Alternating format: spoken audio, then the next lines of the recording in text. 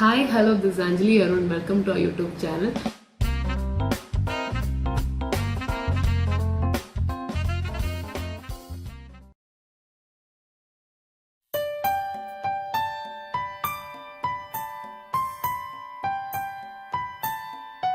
So, in our 6th month pregnancy update video, അപ്പോൾ 6th month pregnancy update video in the last portion our first part നമ്മൾ already ചെയ്തു.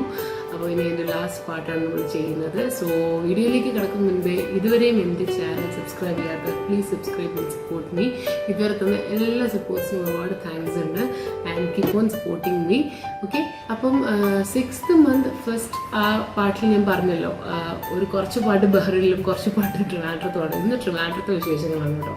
അപ്പോൾ ഫ്ലൈറ്റിൽ കയറുന്ന മുന്നേ ആരൊക്കെയോ പറഞ്ഞ് ഞാൻ കേട്ടിരുന്നു, ലൈക്ക് പ്രഗ്നൻസി പ്രഗ്നൻ്റ് ആയിട്ടുള്ള വിമന് കുറച്ചും കൂടി കെയറും അറ്റൻഷനും കാര്യങ്ങളൊക്കെ ഉണ്ടാവും എന്നുള്ളത്. അപ്പം നമ്മൾ സ്വാഭാവികമായിട്ടും ഒരു സെൻറ്റർ ഓഫ് അട്രാക്ഷൻ അല്ലെങ്കിൽ ഒരു അറ്റൻഷൻ ആഗ്രഹിക്കുന്ന ഒരു ടൈമും കൂടി ആയതുകൊണ്ട് നമ്മൾ എന്നാ ചെയ്യുന്നത് വെച്ച് കഴിഞ്ഞാൽ എക്സ്പെക്ട് ചെയ്യും, ഓക്കെ എനിക്ക് കുറച്ച് കെയറൊക്കെ കൂടുതൽ കിട്ടുമായിരിക്കുന്നു. മാത്രമല്ല എനിക്ക് ആ ഒരു ടൈമിൽ 22 weeks ആയിരുന്നു ആ ഒരു ടൈമിൽ ഞാൻ വരുന്നത്.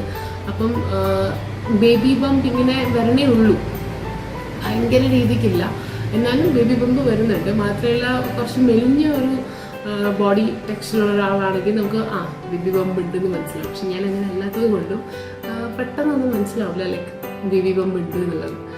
എനിവേസ് എനിക്ക് സ്വന്തമായിട്ട് ഫീൽ ചെയ്യുന്നുണ്ടല്ലോ ബേബി ബംപ് ഉണ്ട് എന്നുള്ളത്. അപ്പോൾ ഞാനാണെങ്കിൽ അവിടെ ചെല്ലുമ്പോൾ ഭയങ്കര ഫ്ലൈറ്റിൽ കയറുമ്പോൾ ഭയങ്കര കെയറും കാര്യങ്ങളൊക്കെ ആയിരിക്കും എന്നൊക്കെ പറഞ്ഞോട് പോകുന്നുണ്ട്.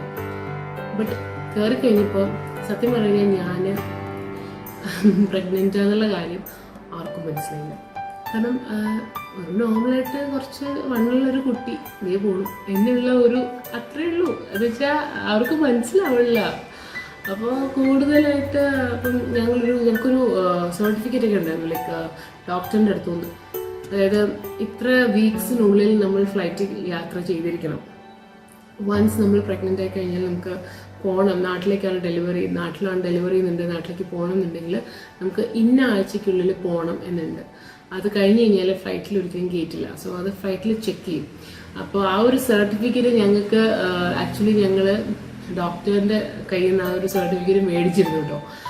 അപ്പോൾ അത് എന്നുവെച്ചാൽ അത് ചെക്ക് ചെയ്യും എന്നുള്ളൊരു ധാരണയിലാണ് വാങ്ങിയത്. ബട്ട് അവർക്ക് ഞാൻ പ്രഗ്നൻ്റാന്ന് പോലും മനസ്സിലായില്ല. സോ അങ്ങനത്തെ ഒരു സർട്ടിഫിക്കറ്റും അവർ ചോദിച്ചിരുന്നില്ല. ഓക്കെ, സോ ഇതാണൊരു ഒരു കൊച്ചൊരു ഫണ്ണി ആയിട്ടുള്ളൊരു കാര്യം. പിന്നെ കയറി കഴിയുമ്പോൾ പിന്നെ എന്താ വലിയ ബുദ്ധിമുട്ട് എന്ന് പറയാനായിട്ട് കുറേ നേരം ഇരിക്കാൻ പാടില്ല, കുറച്ച് ഇറങ്ങി നടക്കണം മീൻസ് ആ ഫ്ലൈറ്റിലുള്ള അങ്ങോട്ടൊന്ന് മൂവ് ചെയ്യണം എന്നൊരു അഡ്വൈസ് എനിക്ക് പലയിടത്തുനിന്നും കിട്ടിയിരുന്നു. പക്ഷേ എനിക്ക് അങ്ങനെ ആൾക്കാരെല്ലാം ഇരിക്കുമ്പോൾ എനിക്കിങ്ങനെ പിടിച്ച് പോകാൻ പറ്റുള്ളൂ, ബാലൻസ് കിട്ടത്തില്ല. മെജോറിറ്റിക്ക് അങ്ങനെയാണെന്ന് തോന്നുന്നു. അപ്പോൾ എനിക്കിങ്ങനെ ഇടയ്ക്ക് അവരിടയ്ക്കൂടെ ഇങ്ങനെ നടക്കുക, അത് എനിക്ക് തന്നെ ഒരു ബുദ്ധിമുട്ടായിട്ട് തോന്നി. അതുകൊണ്ട് ഞാൻ അധികം മൂവ് ചെയ്തില്ല. പിന്നെ വെള്ളമൊക്കെ അത്യാവശ്യം കുടിച്ച് അങ്ങനെ ഇരുന്നു ഒരു കുറച്ച് നേരം. പിന്നെ നാട്ടിലെത്തിയിട്ട് എനിക്കെന്ന് വെച്ചാൽ ഭയങ്കര എക്സൈറ്റ്മെന്റ് എന്ന് വെച്ചാൽ കുറേ ഫുഡ് കഴിക്കാമല്ലോ, ഫുഡ് കഴിക്കുക.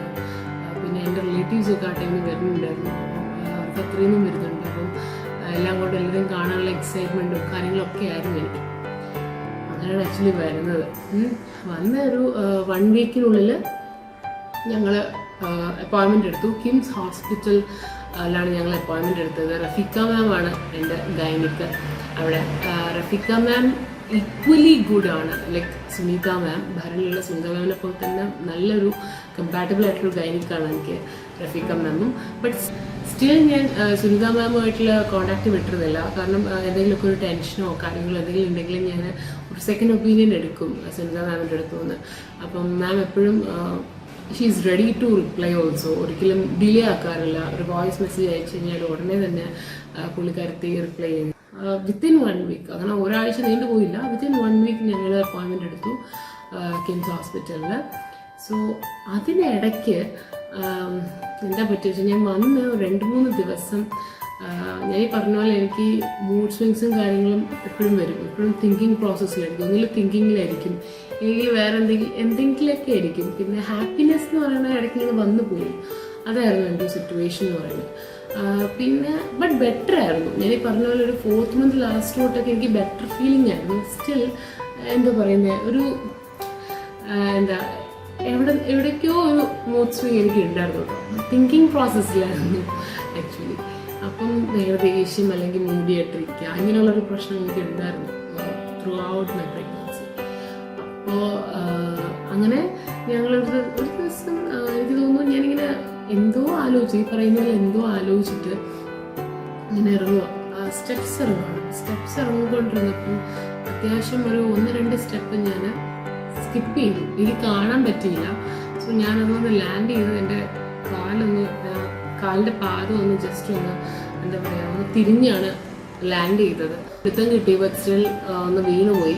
സോ അത് സത്യം പറഞ്ഞാൽ ശ്രദ്ധിക്കാതെ പറ്റിയൊരു സംഭവമാണ്. നമ്മൾ ഈ ഒരു അശ്രദ്ധ രീതിയിൽ ഓരോന്ന് തിങ്ക് ചെയ്ത് സ്റ്റെയർസൊക്കെ ഇറങ്ങിക്കഴിഞ്ഞാൽ അത് ഈ ഒരു സമയത്ത് അത് ഭയങ്കര എന്താ പറയുക, അത് എൻ്റെ തന്നെ മിസ്റ്റേക്കാണ് ശരിക്കും പറഞ്ഞു കഴിഞ്ഞാൽ. വലുതായിട്ടൊന്നും പറ്റിയില്ലെങ്കിൽ പോലും അതൊരു ഒരു ജർക്ക് അവിടെ വന്നു. ഒരു എന്താ പറയുക, അങ്ങനെ വീഴുമ്പോഴേ നമ്മൾ ഇത്രയും ഞാൻ പറഞ്ഞാൽ എനിക്ക് അത്യാവശ്യം ബമ്പ് വന്ന് നമുക്ക് ഫീൽ ചെയ്യാം. അപ്പോൾ അങ്ങനെ വന്ന് വീഴുമ്പോൾ ഒരു ഭാഗ്യത്തിന് ഞാനൊന്ന് ഇരുന്ന് അങ്ങനെയൊക്കെയാണ് വീണത്. അപ്പോൾ ലൈക്ക് എനിക്ക് സത്യം പറഞ്ഞ ഒരു ഷോക്കുമായിരുന്നു.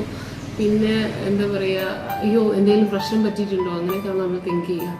സോ അങ്ങനെ പെട്ടെന്ന് എന്നെ അടുത്തുള്ളൊരു ഹോസ്പിറ്റലിലേക്ക് കൊണ്ടുപോകുമായിരുന്നു. അവിടെ കൊണ്ടുപോയിച്ച് ആണ്, കാരണം കിംസ് വരെ പോയില്ല, അടുത്ത് തന്നെ കൊണ്ടുപോയിട്ട് ഒന്ന് എല്ലാം ചെക്ക് ചെയ്തു, സ്കാൻ ചെയ്തു. അതുപോലെ സ്കാൻ ചെയ്ത് എന്നിട്ട് ഞാനിങ്ങനെ വൈബ്രേറ്റ് ചെയ്യുക, ഷിവർ ചെയ്യുകയാണ്. അപ്പം ഡോക്ടർ പറഞ്ഞു അതിനു വേണ്ടി ഒന്നുമില്ല, പ്രശ്നമൊന്നുമില്ല, ബി കാം, പ്രശ്നമൊന്നുമില്ല. പക്ഷെ എന്നാലും നമുക്ക് ആ ഒരു ബാക്ക് ടു നോർമൽ വരാനായിട്ട് കുറച്ച് സമയം എടുക്കും. അപ്പോൾ എന്തായാലും സ്കാൻ ചെയ്തു, ഇഷ്യൂസ് ഒന്നുമില്ല. കുഞ്ഞിൻ്റെ എന്താ പറയുക മൂവ്മെൻറ്റ്സും കാര്യങ്ങളും അവരെനിക്ക് കാണിച്ചു തന്നു. അതിൽ ഈ പ്രശ്നമൊന്നുമില്ല എന്നൊക്കെ പറഞ്ഞിട്ട് കാണിച്ചു തന്നു. അപ്പോൾ ഈ സമയത്ത് എൻ്റെ കുഞ്ഞിന് 24 വീക്സായി ആക്ച്വലി കേട്ടോ. 24 വീക്സിൻ്റെ ഗ്രോത്ത് ഉണ്ട്. അപ്പം എല്ലാം കഴിഞ്ഞിട്ട് പിന്നെ കുറച്ച് എനിക്ക് റെസ്റ്റ് പറഞ്ഞു. അതുപോലെ തന്നെ അവരൊരു ബ്ലഡ് ടെസ്റ്റ് നടത്തിയപ്പോൾ അതിനകത്ത് ഹീമോഗ്ലോബിൻ്റെ അളവ് ഭയങ്കര കുറവാണ്. അതെപ്പോഴും എനിക്ക് അങ്ങനെയാണ് കേട്ടോ, ഹീമോഗ്ലോബിൻ്റെ അളവ് എനിക്ക് കുറവാണ്. 9.3 ആണ് ഏകദേശം ഉണ്ടായിരുന്നത്. നമുക്കൊരു 11-നും 15-നും ഒക്കെ ഇടയ്ക്ക് വേണം. അപ്പോൾ അത് കുറവാണ്. അതുകൊണ്ട് തന്നെ അത് ശ്രദ്ധിക്കണം, ഇലക്കറികളും കാര്യങ്ങളൊക്കെ കഴിക്കണം എന്നൊക്കെ പറഞ്ഞ് കുറച്ച് നേരം എൻ്റെ ലേബർ റൂമിൽ അഡ്മിറ്റ് ചെയ്തിരുന്നു ഫോർ ഒബ്സർവേഷൻ. അപ്പോൾ ആ സമയത്ത് സത്യം പറഞ്ഞാൽ എൻ്റെ ഹസ്ബൻഡ് കൂടെ ഇല്ലായിരുന്നു. പുള്ളിയുടെ വീട്ടിൽ നിന്ന് ഇങ്ങോട്ട് വന്നുകൊണ്ടിരിക്കുന്ന ടൈമിലാണ് ഇത് അറിഞ്ഞത്. അതുകൊണ്ട് തന്നെ പെട്ടെന്ന് എത്താൻ പറ്റിയില്ല. പിന്നെ അങ്ങനെ നോർമലായിട്ട് പിന്നെ കുറച്ച് നേരം ഇങ്ങനെ ഡിസ്ചാർജ് ചെയ്ത് ഞങ്ങൾ പോയി. സോ ഇതാണ് സത്യം പറയുന്നത്, തീരെ എക്സ്പെക്ട് ചെയ്യാത്തൊരു കാര്യമാണ്. വീട്ടിൽ നിൽക്കുകയാണ് ഞാൻ. അപ്പോൾ എൻ്റെ ഒരു അശ്രദ്ധ കൊണ്ട് പറ്റുന്ന ഓരോ കാര്യങ്ങളാണ് കേട്ടോ. എന്ന് വെച്ചാൽ ഇതിപ്പം ഭയങ്കര ഒരു വലിയ ഫോളായിട്ട് വേണമെങ്കിൽ വരാം.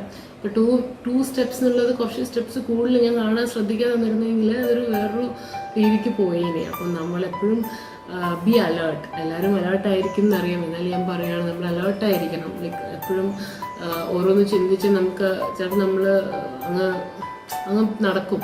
So don't do that anyway. പിന്നെ ഒരു 2 ദിവസം കഴിഞ്ഞിട്ടാണ് കിംസിൽ മാമിൻ്റെ അപ്പോയിൻമെൻ്റ് ഒക്കെ എടുത്ത് ഞങ്ങൾ മാമിനെ കാണാൻ പോകുന്നത്. സോ ഞാൻ ഹസ്ബൻഡ് കൂടെയാണ് പോകുന്നത്. അപ്പോൾ ഇതുവരെയുള്ള എല്ലാ റിപ്പോർട്ട്സും അവിടെ അവരുടെ ഹിസ്റ്ററി, പേഷ്യൻ്റ് ഹിസ്റ്ററി ഉണ്ടാക്കി അതിനകത്തിടും. നമ്മൾ എന്തൊക്കെ മെഡിസിൻസ് എടുക്കുന്നുണ്ട് അങ്ങനെയുള്ള കാര്യങ്ങളൊക്കെ. കൂട്ടത്തിൽ ഞാനൊരു ഫിഷ് ഓയിൽ അങ്ങനെ ഒരു ടാബ്ലറ്റ് എടുത്തിരുന്നു. അപ്പോൾ എന്തൊക്കെ ടാബ്ലറ്റ് ഞാൻ എടുത്തിരുന്നു അതിൻ്റെ ഒക്കെ ഹിസ്റ്ററി അവർ റെഡിയാക്കി ഇട്ടിരുന്നു. അപ്പോൾ ഡോക്ടറായിട്ട് കണ്ടു, സംസാരിച്ച സമയത്ത് എപ്പോഴും വെയിറ്റ് ചെക്ക് ചെയ്യണം. അതാണ് എനിക്ക് ഏറ്റവും ഇഷ്ടമില്ലാത്തൊരു കാര്യം. അപ്പം വെയിറ്റ് ചെക്ക് ചെയ്യുമ്പം കുറച്ച് ഓവർ വെയിറ്റ് ആണ് കേട്ടോ. അപ്പം ഡോക്ടർ പറഞ്ഞു വെയിറ്റ് ഇച്ചിരി കൂടുന്നുണ്ട്. പ്രഗ്നൻസി ആയതുകൊണ്ട് നമുക്ക് അങ്ങനെ ഓവർ വെയിറ്റ് എന്ന് പറയാനും പറ്റില്ല. അപ്പോൾ ഡോക്ടർ പറഞ്ഞു എന്തായാലും എന്നെ വാൺ ചെയ്തു, കാരണം നമുക്ക് നോർമലാണ് നമ്മൾ നോക്കുന്നത്. സോ ഇത്രയും വെയിറ്റ് ഇങ്ങനെ ഒരുപാട് ഇങ്ങനെ കൂടരുത്, അപ്പം ശ്രദ്ധിക്കുക എന്നുള്ളതിൻ്റെ അടുത്ത് ആദ്യം ഡോക്ടർ പറഞ്ഞിരുന്നു. പിന്നെ അതുപോലെ തന്നെ എനിക്കൊരു ഡയറ്റീഷ്യനെ കാണാനായിട്ടും എനിക്ക് സജസ്റ്റ് ചെയ്തിരുന്നു. അപ്പോൾ ഞങ്ങൾ ഡയറ്റീഷ്യനെയും കണ്ടു. പിന്നെ ഈ എല്ലാ റിപ്പോർട്ട്സും ബഹ്റിനിലെ എല്ലാ സ്കാൻ റിപ്പോർട്ട്സും കാര്യങ്ങളും ഒക്കെ ഡോക്ടറിനെ കാണിച്ചിരുന്നു. അതുപോലെ തന്നെ ഞാൻ കഴിഞ്ഞ മാസമാണ് ഞാൻ എൻ്റെ ഫസ്റ്റ് TT എടുക്കുന്നത്. ബഹ്റിനിൽ നിന്ന് ഞാൻ എടുത്തിട്ടാണ് വന്നത്. അപ്പോൾ അടുത്ത TT എടുക്കാൻ സമയമായി. അതുകൊണ്ട് തന്നെ അതും അന്നത്തെ ദിവസം തന്നെ അങ്ങ് ചെയ്തു. TTയും എടുത്തു കഴിഞ്ഞു. രണ്ടാമത്തെ TT അതും ചെയ്തു. ഈ പറഞ്ഞ പോലെ ഡയറ്റീഷ്യനെയും കണ്ടു. അപ്പം പുള്ളിക്കാരത്ത് എനിക്ക് കുറച്ച് ഡയറ്റ് പ്ലാൻസ് ഒക്കെ തന്നിട്ടുണ്ട്. അത് ഞാൻ വേറൊരു വീഡിയോയിൽ പറയാം എന്തൊക്കെയാണ് എന്ന് വെച്ചാൽ ഹെൽത്തി ആയിട്ട് കഴിക്കാനും എങ്കിൽ ഒരുപാട് എന്താ പറയുക അൺവാണ്ടഡ് ഫാറ്റ് തരാത്ത ജനറേറ്റ് ചെയ്യാത്ത ഫുഡ് ആണ്. അങ്ങനത്തെ ഒരു ഫുഡ് പ്ലാൻ ആയിരുന്നു എനിക്ക് അവർ തന്നത്. സോ അതൊക്കെ ഞാൻ എന്തൊക്കെ പ്ലാനാണ് എന്തൊക്കെ ഫുഡ് ഐറ്റംസ് ആണെന്നുള്ളതൊക്കെ ഞാൻ വേറൊരു വീഡിയോയിൽ പറയാം. വെയിറ്റ് ആക്ച്വലി എല്ലാവരും നല്ലപോലെ ഒന്ന് കെയർ എടുക്കണം. കാരണം ഈ ലാസ്റ്റ് സെമസ്റ്ററിലും ആ ഒരു സമയത്തൊക്കെ നമുക്ക് ഒരുപാട് കഴിക്കാനൊക്കെ തോന്നും. നമ്മൾ ഫുഡൊക്കെ നന്നായിട്ട് കഴിക്കും, വെയിറ്റ് നല്ലപോലെ വയ്ക്കും. സോ അതൊക്കെ ഒന്ന് ശ്രദ്ധിക്കുക. പിന്നെ ഞാൻ കഴിച്ചുകൊണ്ടിരുന്ന മെഡിസിൻസ് തന്നെയാണ് പിന്നെ എന്നോട് കണ്ടിന്യൂ ചെയ്യാൻ പറഞ്ഞത്. പിന്നെ അവിടെ നിന്ന് ഞാൻ കുറച്ച് മെഡിസിൻസ് കൊണ്ടുവന്നിരുന്നു. അപ്പോൾ അത് കഴിക്കാൻ പറഞ്ഞു. അത് കഴിച്ച് തീർത്ത് കഴിഞ്ഞിട്ട് അതേ എനിക്ക് കാൽസ്യം ആയാലും അയൺ ആയാലും ഒക്കെ ഇവിടെ നിന്ന് തരാം എന്ന് പറഞ്ഞു. ഇപ്പോൾ എൻ്റെ കയ്യിലുള്ള ടാബ്ലറ്റ്സ് ഫിനിഷ് ചെയ്യാൻ പറഞ്ഞു. സോ അത്രയാണ് എൻ്റെ 6th month അപ്ഡേറ്റ്. ഇപ്പോൾ ഭയങ്കര ഈസി ആയിട്ട് ഞാൻ പറഞ്ഞു. ആ സമയത്ത് ഇങ്ങനെയുള്ള അശ്രദ്ധപരമായിട്ടുള്ള കാര്യങ്ങൾക്ക് കാരണം ഞങ്ങൾ ഒരുപാട് ടെൻഷൻ അടിച്ചിരുന്നു. സോ അങ്ങനെയൊന്നും ആവാതിരിക്കുക, അലേർട്ടായിരിക്കുക, ഹാപ്പി ആയിട്ടിരിക്കുക. എന്തുകൊണ്ടാണ് ഈ മൂഡ് സ്വിങ്സ് കാര്യങ്ങൾ എന്ന് വെച്ചാൽ ഇപ്പോൾ എല്ലാവർക്കും ഇങ്ങനെയില്ല, ചിലർക്ക് മാത്രമേ ഉള്ളൂ. ചിലർ ഭയങ്കര ഹാപ്പി ആയിട്ടിരിക്കാറുണ്ട്. ബട്ട് എനിക്കൊന്ന് മെജോറിറ്റി പക്ഷേ ഇങ്ങനെ മൂഡ് സ്വിങ്സും കാര്യങ്ങളായിട്ട് മുന്നോട്ട് പോകുന്നുണ്ട്. എനിവേയ്സ് അതൊക്കെ നമ്മളാൽ കഴിയുന്ന രീതിയിൽ ഹാപ്പി ആയിട്ടിരിക്കുക, ശ്രദ്ധിക്കുക എന്നുള്ള എനിക്ക് പറയാനുള്ളൂ. അപ്പോൾ ഇത്രയൊക്കെയാണ് എൻ്റെ ഈ ഒരു 6th month പ്രഗ്നൻസി അപ്ഡേറ്റ് വിശേഷങ്ങൾ.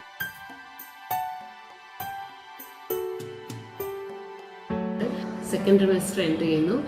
അപ്പോൾ ഈ ഒരു വീഡിയോ ഇഷ്ടപ്പെട്ടിട്ടുണ്ടെങ്കിൽ ലൈക്ക് ചെയ്യുക, കമൻറ്റ് ചെയ്യുക. ആർക്കെങ്കിലും ഇത് ഉപകാരപ്പെടുമെന്ന് നിങ്ങൾക്ക് തോന്നുവാണെങ്കിൽ ഷെയർ ചെയ്യുക. ഓക്കെ. ആൻഡ് ഇതുവരെയും എൻ്റെ ചാനൽ സബ്സ്ക്രൈബ് ചെയ്യാത്തവർ please subscribe my channel and support. ഇതുവരെ തന്ന എല്ലാ സപ്പോർട്ട്സിനും ഒരുപാട് നന്ദിയുണ്ട്. മാത്രമല്ല എൻ്റെ കുറച്ച് എല്ലാ വീഡിയോസും ഒന്നും എല്ലാവർക്കും നോട്ടിഫിക്കേഷൻസ് കിട്ടുന്നില്ല എന്ന് കേട്ടു. അപ്പോൾ പറഞ്ഞിരുന്നു. അപ്പോൾ അത് ഒന്നുകിൽ സബ്സ്ക്രൈബിൻ്റെ അടുത്തുള്ള ബെൽ ബട്ടൺ നിങ്ങൾ ക്ലിക്ക് ചെയ്യാത്തതുകൊണ്ടായിരിക്കും. അതുകൊണ്ട് തന്നെ എൻ്റെ എല്ലാ വീഡിയോസിൻ്റെ നോട്ടിഫിക്കേഷൻസ് കിട്ടാൻ വേണ്ടിയിട്ട് സബ്സ്ക്രൈബ് ചെയ്യുന്നതോടൊപ്പം നിങ്ങളുടെ തൊട്ടടുത്തുള്ള ബെൽ ഐക്കണിൽ ഓളും കൂടി ഒന്ന് പ്രസ് ചെയ്യുക. അപ്പോഴേ ഞാൻ എപ്പോൾ വീഡിയോസ് ഇട്ടാലും നിങ്ങൾക്ക് അപ്പോൾ നോട്ടിഫിക്കേഷൻസ് കിട്ടുള്ളൂ. അല്ലെങ്കിൽ ഇടയ്ക്കും മുറയ്ക്കൊക്കെ ആയിരിക്കും വീഡിയോസിൻ്റെ നോട്ടിഫിക്കേഷൻസ് വരിക. Okay. So thank you so much. നമുക്ക് അടുത്ത വീഡിയോയിൽ കാണാം.